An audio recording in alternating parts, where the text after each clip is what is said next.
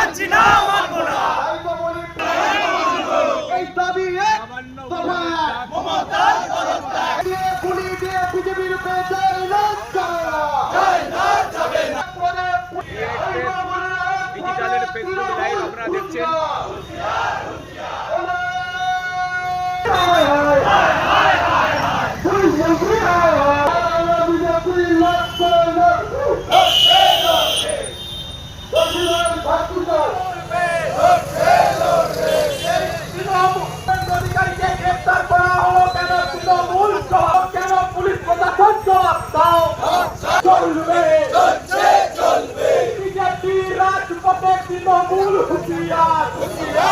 এই বিষয়ে দাবিতে আমাদের প্রতিবাদ মিছিল চলবে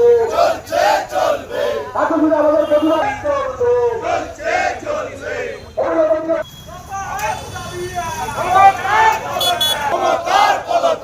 দফা এক দাবি এক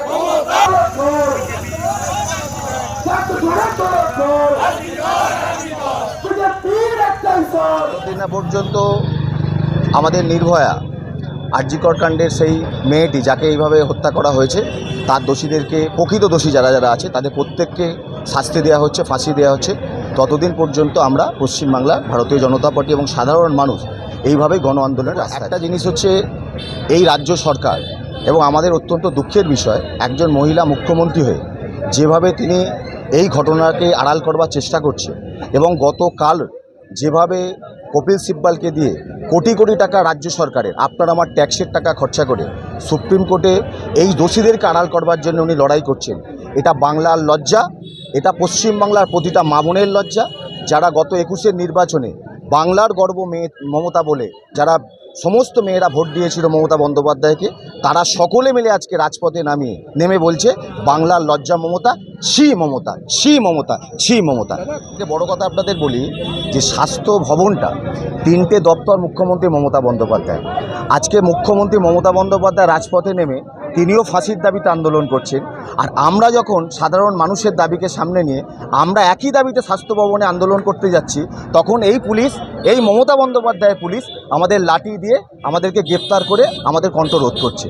দাবি যখন এক, তখন আমাদের বেলায় এক আর ওনার বেলায় এক, এটা আমরা মানব না। তাই আমরা স্লোগান তুলেছি পশ্চিমবাংলায়, দফা এক দাবি এক মুখ্যমন্ত্রীর পদত্যাগ, দফা এক দাবি এক স্বাস্থ্যমন্ত্রীর পদত্যাগ, দফা এক দাবি এক পুলিশ মন্ত্রীর পদত্যাগ, এই সর্বোপরি মমতা বন্দ্যোপাধ্যায়ের পদত্যাগ। এই দফা এক দাবি এককে সামনে রেখে বাংলায় আমাদের এই আন্দোলন। 27 তারিখে নবান্ন অভিযান নিয়ে কি বলবেন? আমরা পশ্চিমবাংলায় একটা স্লোগান তৈরি হয়েছে যে অনেক হলো অলিগলি, এবার চলো নবান্ন।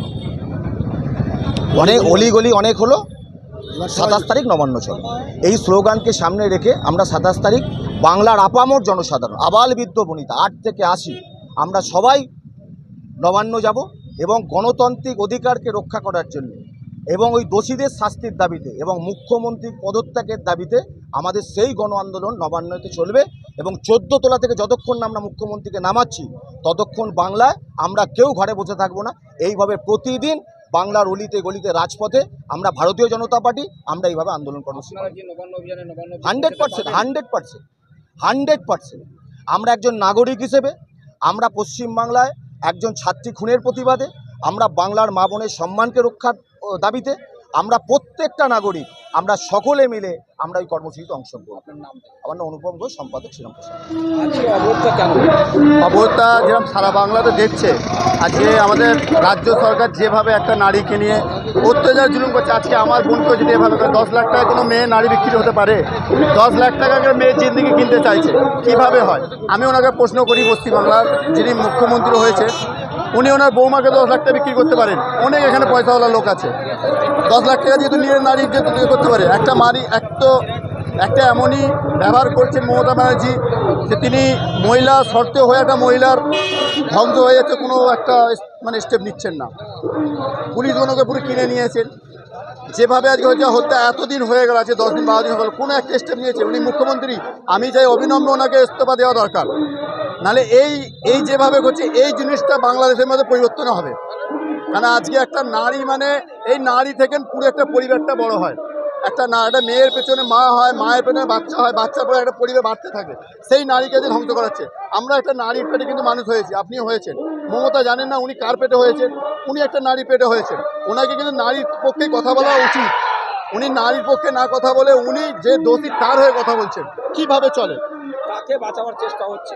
বাঁচাবার চেষ্টা করছে, যাকে বাঁচাবার চেষ্টা করছে তিনি এখানে লাখ লাখ টাকা লক্ষ লক্ষ টাকা প্রতি মাসে কিন্তু তার নবান্ন জায়গায় কিন্তু টাকা পাঠায়, তাকেই বাঁচাতে চাইছে। এনার তো এত দল চলে না। এই টাকাগুলো নিয়ে আজকে ধরে না প্রত্যেকটা মন্দিরে 80,000 টাকা করে যে দিচ্ছে, প্রত্যেকে দিচ্ছে। এইসব হসপিটাল, এইসব যত দুর্নীতির জিনিসগুলো থেকেই মমতা জড়িত আছে। আমার নাম শেখ রমজান, আমি শ্রীরামপুর জেলার সেক্রেটারি, মাইনরিটি মোর্চা।